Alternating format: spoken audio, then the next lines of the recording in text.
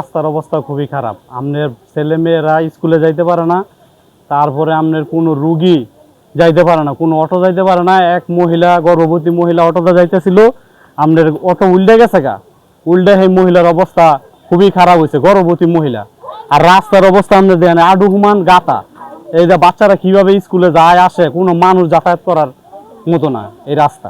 আমাদের রাস্তাটা মাসাবা হইতে তেতলাবা গিয়ে পাকিস্তান পর্যন্ত এই রাস্তাটা গেছে 2 কিলো রাস্তা। এই রাস্তাটা কবে ঠিক হয়েছে আমি নিজেও বলতে পারবো না। কতদিন আগে এই রাস্তাটা করা হয়েছিল, এখন পর্যন্ত এই রাস্তার কোনো কাজ করা হয় না। এদিকে আমাদের অনেকটি গ্রাম আছে, মাসাবা, তেতলাবাও, তারপরে আপনার খানের পর্যায়ে এমন কিছু কিছু এলাকা আছে। এই এলাকার মানুষ এই রাস্তাটা একমাত্র হাঁটা চলা করে, এই রাস্তাটা কোনো গাড়ি চলে না।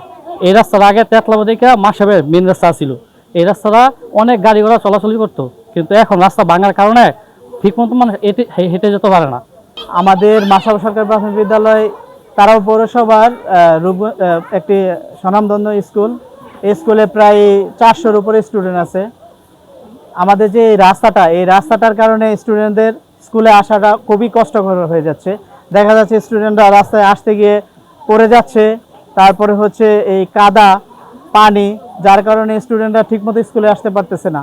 একটা রুগী যারা মানুষের কত দুর্ভোগ, এটা একমাত্র যারা এলাকায় আছে হেরা জানে, হেরা ছাড়া আর কেউ এটা জানতো না। আমরা অনেক কষ্ট করতেছি রাস্তাটা নিয়ে।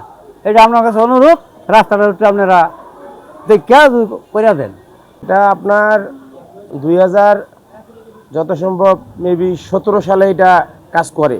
2017 সাল থেকে আপনার এই পর্যন্ত এই রাস্তার মধ্যে নতুন করে কোনো কাজ হয় নাই এবং সংস্কারও কোনো কাজ হয় নাই।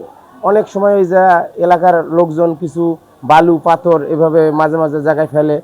এই যাতায়াত করার সমস্যা, ইয়ার পরে আপনার বহুত স্কুলের এই যে সরকারি একটা প্রাইমারি স্কুল আছে এই জায়গায়, এই স্কুলের ছাত্রছাত্রী আসতে পারে না। অনেক ভুক্তভোগী এই এলাকাটা, অনেক পরিবার আছে, ফ্যামিলি আছে, অনেকগুলো আছে। এখন তো বৃষ্টি হয়েছে, বৃষ্টিতে অনেক রাস্তায় আসলে পানি নিচে চলে গেছে। আমরা তারাবো পৌরসভার জন্য একটা মাস্টার প্ল্যান করছি।